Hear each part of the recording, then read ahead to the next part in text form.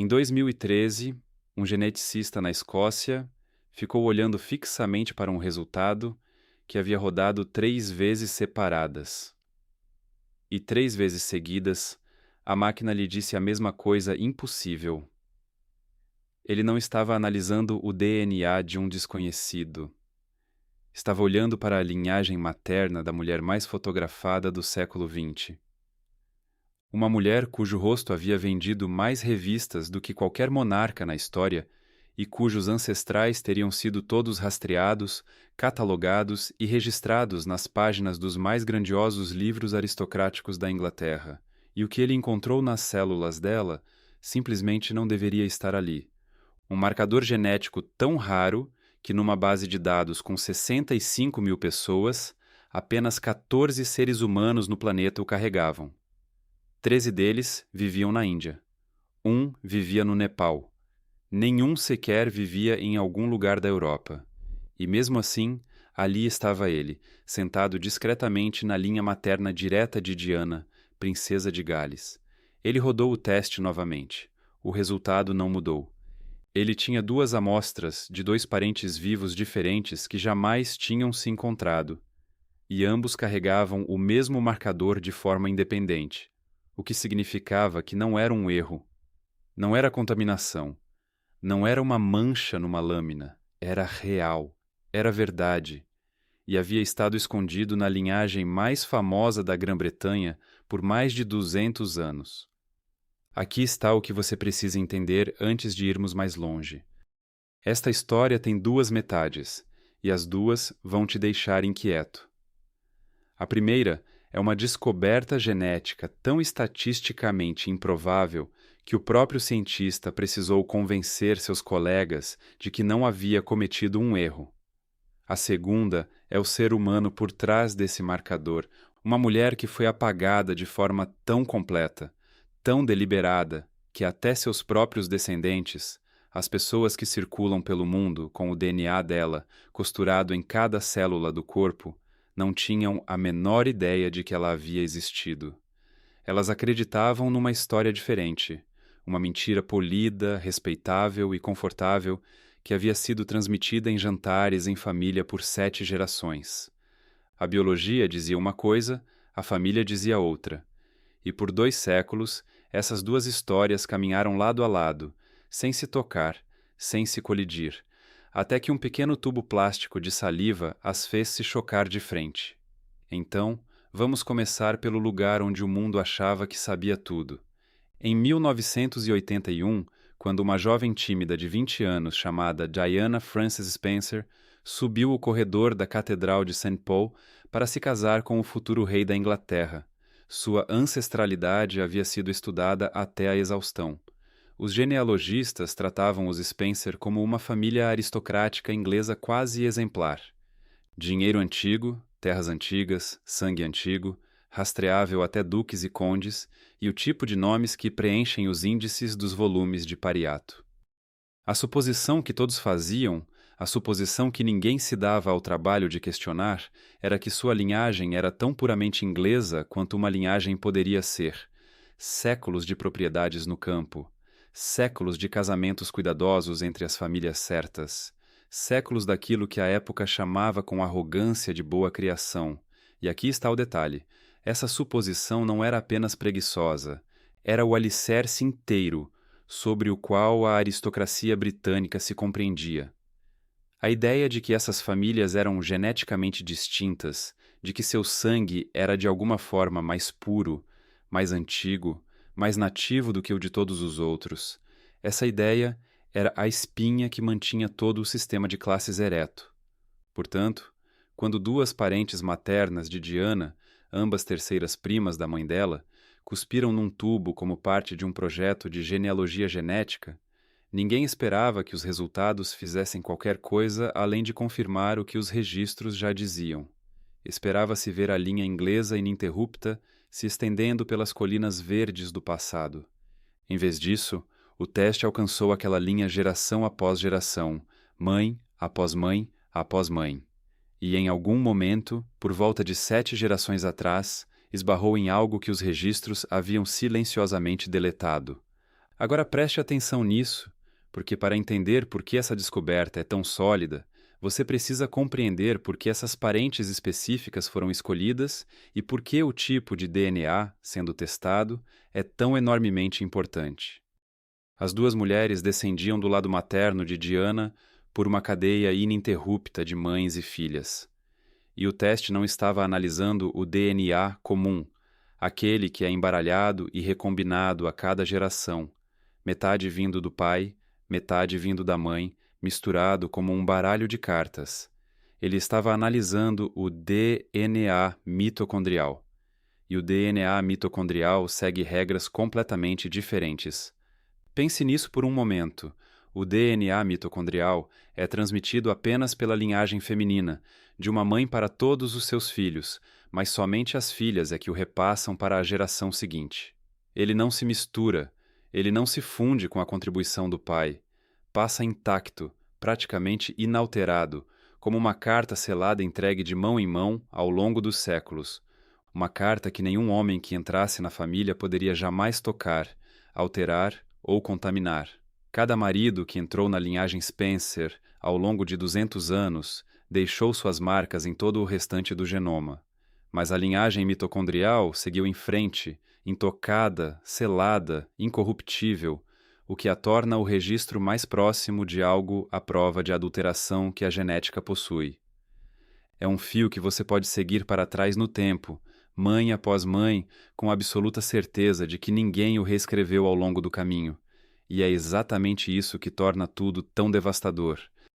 Porque enquanto a família se ocupava em reescrever os registros em papel, e estava fazendo isso como você logo verá, o único registro que jamais puderam alcançar, aquele enterrado dentro do próprio corpo, continuava dizendo a verdade.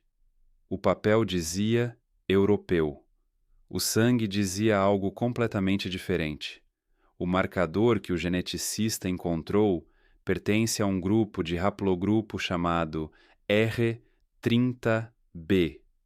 E o R30b, junto com todos os seus ramos, é do sul-asiático, não ocasionalmente sul-asiático, não talvez sul-asiático, inteiramente, inequivocamente, exclusivamente sul-asiático em sua origem, sem nenhuma explicação alternativa plausível em cima da mesa. Ele não aparece em populações europeias nativas. Não surge espalhado pelo Mediterrâneo, nem escondido em algum canto esquecido do Cáucaso. Ele vem do subcontinente indiano. Ponto final.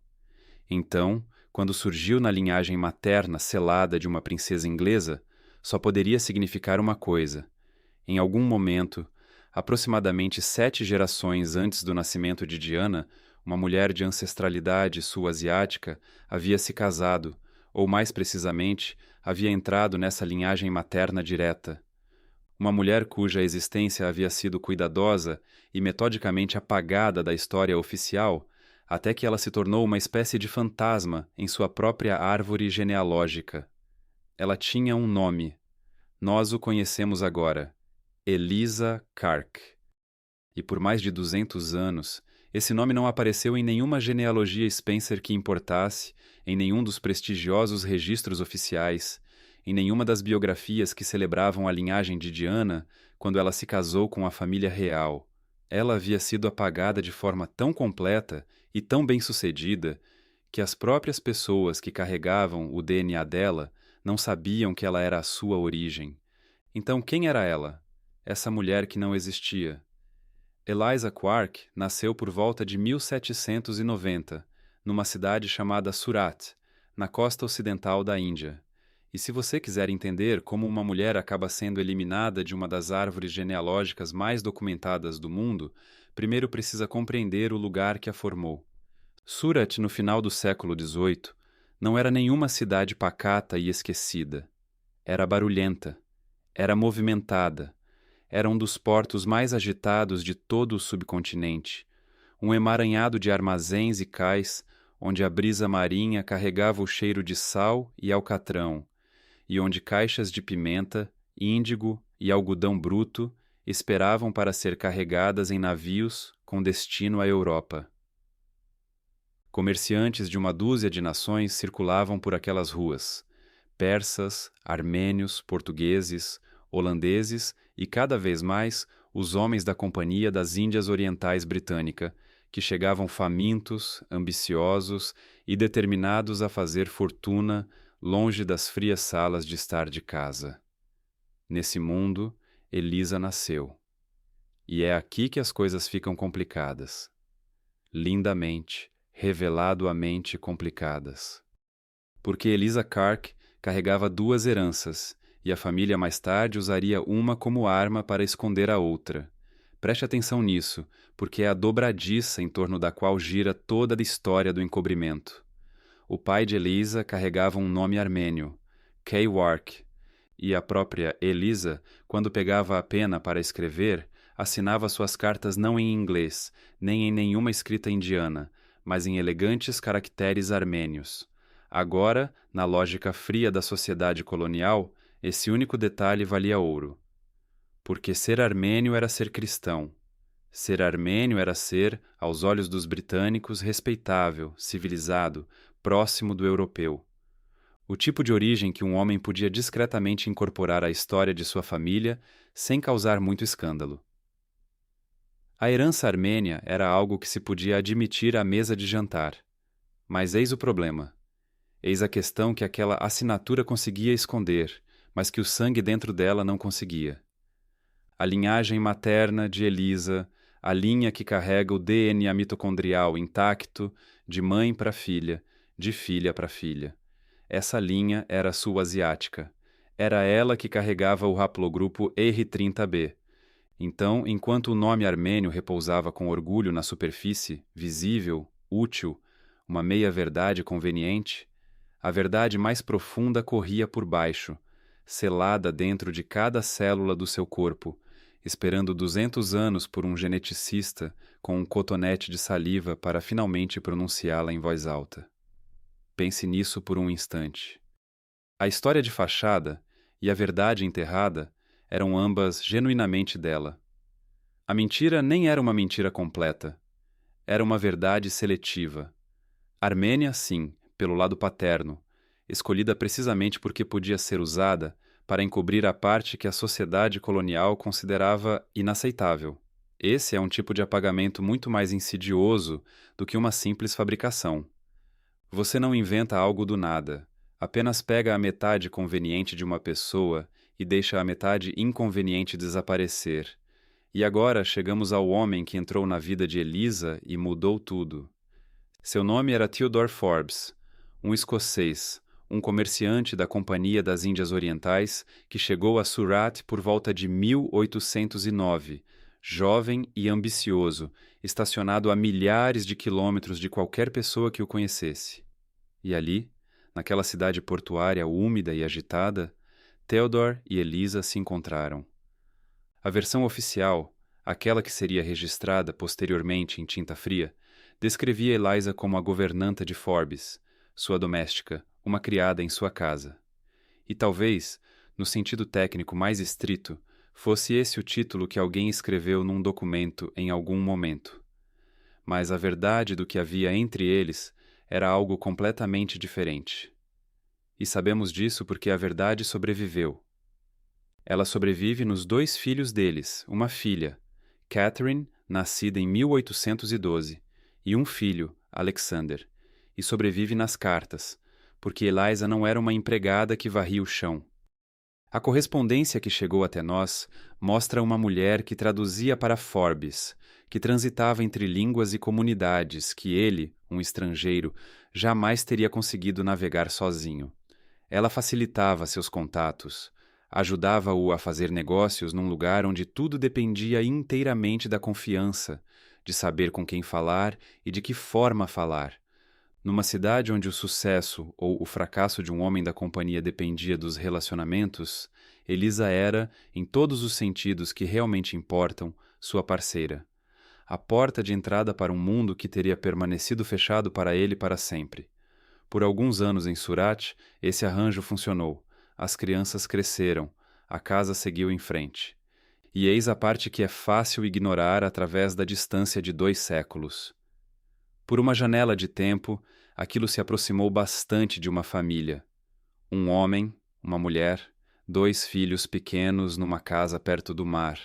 Fosse lá o que os documentos chamassem, era isso que era. Mas a sociedade colonial estava mudando, e mudando numa direção que não deixava espaço para uma mulher como Eliza. Veja bem, nos primeiros anos da expansão britânica na Índia, os relacionamentos entre homens da companhia e mulheres indianas eram comuns, até banais. Muitos desses homens, longe de casa por décadas, construíam vidas e famílias com mulheres locais, e a sociedade em geral fazia vista grossa.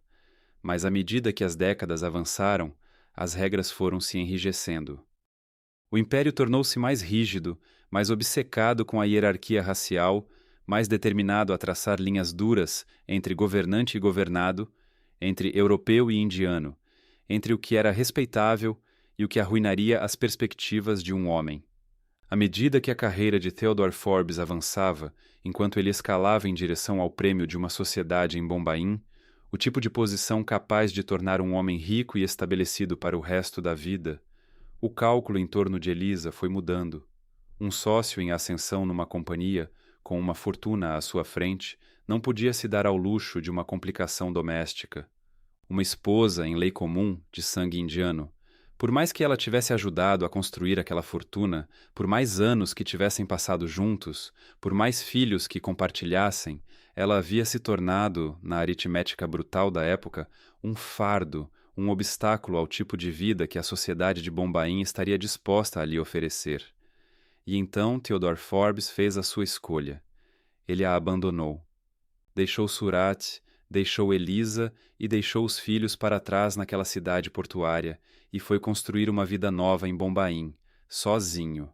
Uma vida respeitável, uma vida social, a vida de um homem da companhia em plena ascensão.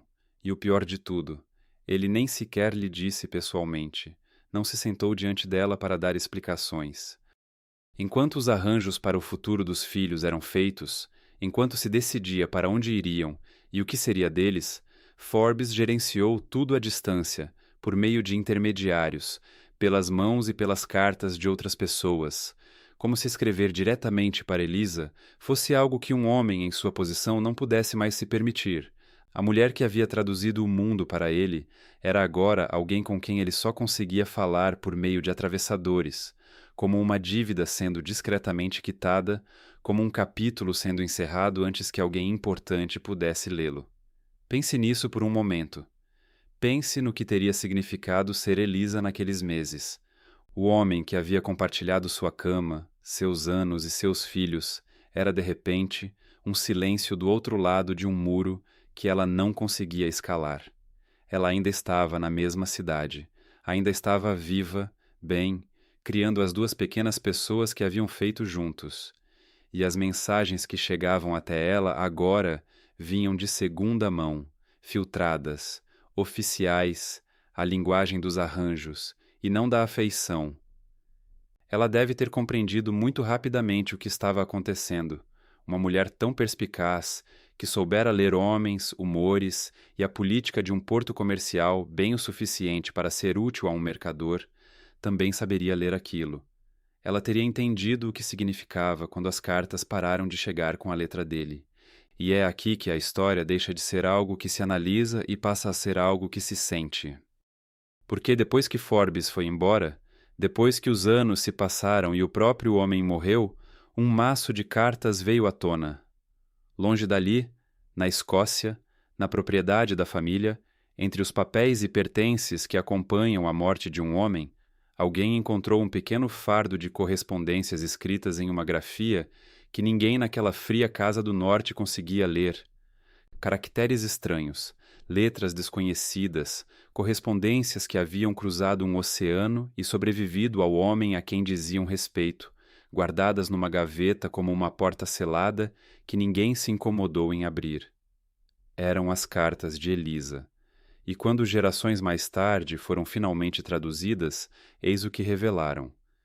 Eliza não sabia escrever em inglês, ou não o dominava bem o suficiente para isso. Então, ela fez o que as pessoas naquele mundo faziam. Encontrou um escriba parsi em Surat, alguém capaz de colocar suas palavras no papel, e ela ditava para ele no inglês, truncado e hesitante de uma mulher falando um idioma que nunca foi verdadeiramente seu. E então, ao final de cada carta, na única escrita que conseguia formar com as próprias mãos, ela assinava seu nome em armênio. Esse detalhe outra vez, o fio armênio tecido no ato mais íntimo que ela tinha, o de assinar o próprio nome num apelo pelo próprio filho, porque era isso que essas cartas eram, súplicas, carta após carta, a mesma dor por baixo das palavras cuidadosamente ditadas. Ela queria ver a filha. Catherine seria levada para longe dela, enviada pelo mar até a Escócia, para um país que Elisa jamais havia visto e nunca veria, para ser criada por pessoas que ela nunca conheceria, num mundo que já havia decidido que sua mãe não tinha lugar nele. E Elisa, sabendo disso, sabendo que não podia impedir, pediu a única coisa que ainda restava pedir: ver a menina mais uma vez, abraçá-la antes que o navio a levasse, ter uma última hora com a filha que havia carregado, amamentado e criado naquela casa perto da água. Imagine escrever isso. Imagine pronunciar essas palavras a um desconhecido para que ele as registrasse por você numa língua que não era a sua, porque a única pessoa que precisava ouvi-las havia deixado de escutar. Imagine assinar o próprio nome num pedido para se despedir da própria filha e então esperar dia após dia por uma resposta que você já suspeitava que jamais seria a que desejava. E não foi. Quando Theodore Forbes morreu no mar em 1820, os documentos que regularizaram seus bens tornaram a forma final daquilo brutalmente, friamente clara. Em seu testamento, Elisa, a mulher com quem ele havia vivido, a mãe de seus filhos, a companheira que havia traduzido seus negócios e aberto seus caminhos por um país estrangeiro. Elisa foi nomeada como nada mais do que sua governanta, uma serviçal, um item numa lista. E Catherine, a filha deles, a menina com o sangue da mãe correndo silenciosamente em suas células, foi descrita como sua suposta filha natural. Suposta. Natural. O vocabulário cuidadoso e desumanizante de uma sociedade que tinha palavras para crianças como ela, palavras criadas para mantê-las à distância de qualquer coisa que pudessem herdar, de qualquer nome que pudessem reivindicar. E então a separação chegou, exatamente como Elisa havia temido. 8 anos. Era essa a idade de Catherine quando a colocaram num navio. 8 anos. Arrancada do único lar que havia conhecido. Do calor, do barulho e dos cheiros da cidade portuária. Da mãe que havia suplicado em carta após carta apenas para vê-la mais uma vez, e enviada para um país cinzento repleto de estranhos que partilhavam o sangue do pai e nada do sangue da mãe. Ela cresceria na Escócia, seria transformada em alguém novo, e jamais voltaria a ver Elisa, nem uma vez. A despedida que Eliza implorou, não sabemos ao certo se ela a recebeu. O que sobrevive naquelas cartas é o pedido, não a resposta. Havia 2 crianças. Lembre-se, Catherine tinha um irmão, Alexander. E aqui está o detalhe que torce a faca numa direção diferente. Alexander também foi enviado à Escócia, também arrancado do seu mundo e lançado no frio. Mas Alexander, descobriu-se, não conseguia suportar aquilo. Ele sentia saudade. Saudade da forma que só uma criança arrancada de tudo pode sentir. Um anseio profundo e inabalável pelo lugar, pelo calor e pela vida que lhe haviam sido tirados, e assim, eventualmente, o mandaram de volta à Índia, de volta para perto do lar, mas não a menina. Eles ficaram com a menina. Pense nisso por um instante. O menino que não conseguia parar de chorar pela Índia foi devolvido a ela, e a filha, aquela que carregava aquele antigo fio materno, aquela cujas células guardavam uma marca que um dia assombraria um geneticista 200 anos no futuro. Ela foi a que ficaram. Foi ela a mantida na Escócia, mantida na família, conservada e remodelada e dobrada dentro de uma nova identidade, até que a Índia nela fosse algo de que ninguém falava e, com o tempo, algo de que ninguém sequer se lembrava. O fio que conduziria geração após geração, filha após filha, até uma mulher que o mundo inteiro um dia conheceria por um único nome. Esse fio permaneceu no país frio, Sobreviveu precisamente porque se recusaram a deixá-la voltar para casa. E Catherine cresceu. Cresceu na Escócia e fez o que a sobrevivência lhe exigia. Aprendeu a viver como se a Índia jamais tivesse existido. Como se nunca tivesse havido uma cidade portuária, nunca uma mãe ditando cartas a um escriba parsi. Como se nunca tivesse havido uma despedida suplicada através de um oceano. Casou-se e casou-se bem, do jeito que uma menina cuidadosamente inserida na família certa devia fazer. E ao casar-se bem, ao tornar-se respeitável, ao tornar-se de forma aceitável e inquestionável uma delas, ela carregou algo adiante que nenhum deles conseguia enxergar, e que ela própria quase certamente não compreendia. Em cada célula do seu corpo, intacta e inalterada, ela carregava Elisa. Carregava a marca. Carregava a carta selada que nenhum testamento, nenhum navio, nenhuma renomeação, nenhum silêncio de 2 séculos poderia jamais abrir, alterar ou apagar. E assim, passou como sempre passa, em silêncio, de forma invisível, de mãe para filha, a partir de Catherine. Desceu pelas gerações, cada mulher a transmitindo sem jamais saber que a carregava. Da mesma forma que você passa a cor dos seus olhos sem querer.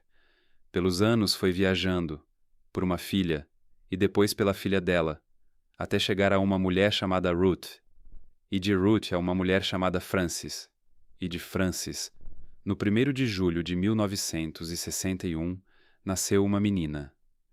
Deram a ela o nome de Diana. Diana. Frances Spencer.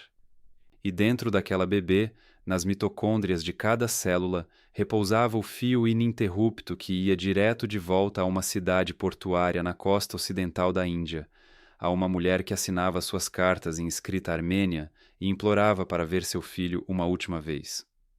Agora, aqui está a parte que deveria genuinamente fazer você parar. Porque quando os resultados chegaram, quando a ciência finalmente falou, alguém precisou contar à família. E uma das pessoas que soube foi a própria tia materna de Diana, uma mulher que havia vivido a vida inteira dentro da história da família, a história armênia, a história respeitável transmitida nas mesas de jantar por 200 anos. E a reação dela não foi horror, não foi vergonha, foi deleite.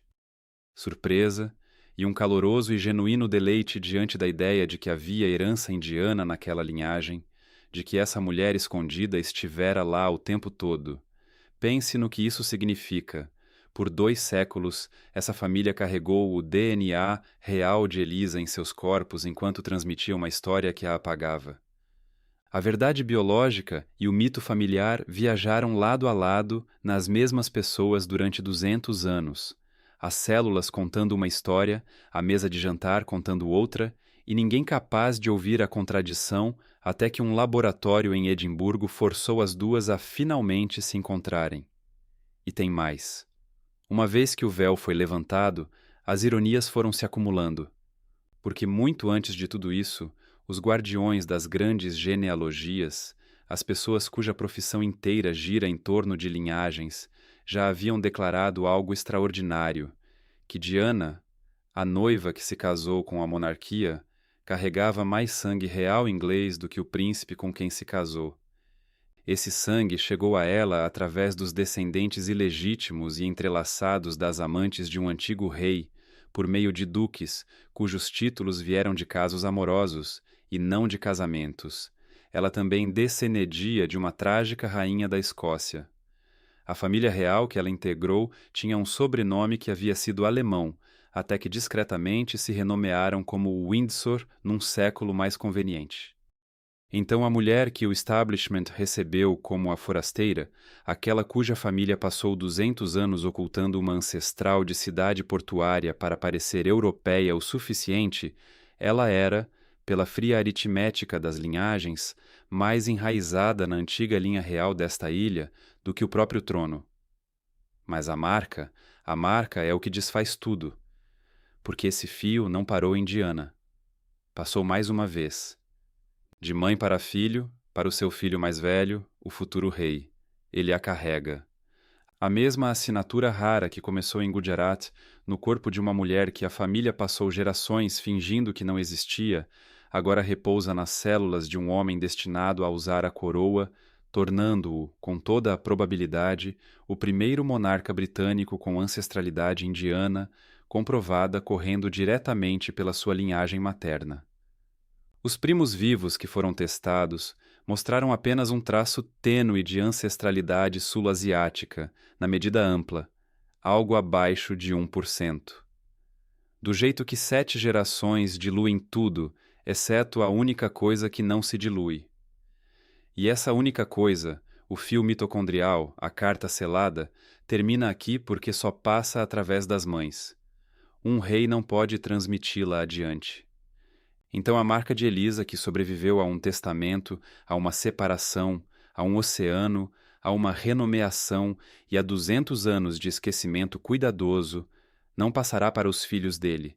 Ela viaja até ele e até seu irmão, e então se cala. O fio que se recusava a morrer porque eles se recusavam a deixar a filha voltar para casa, vai finalmente pousar com suavidade. Então, é isso que essa história realmente nos deixa. Não um facto curioso sobre um haplogrupo, nem uma curiosidade real para uma noite de quiz. O que o ADN revelou foi toda uma arquitetura de vergonha. A aritmética colonial que decidia qual sangue era um fardo e qual era um bem.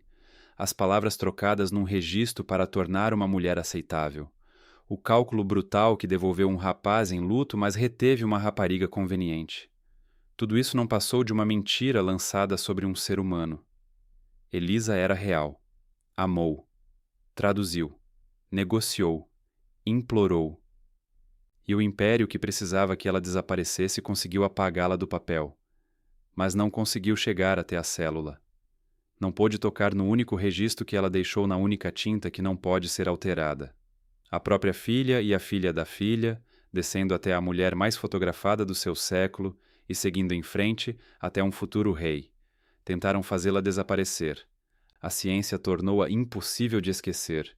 E talvez seja essa a justiça silenciosa de tudo isto.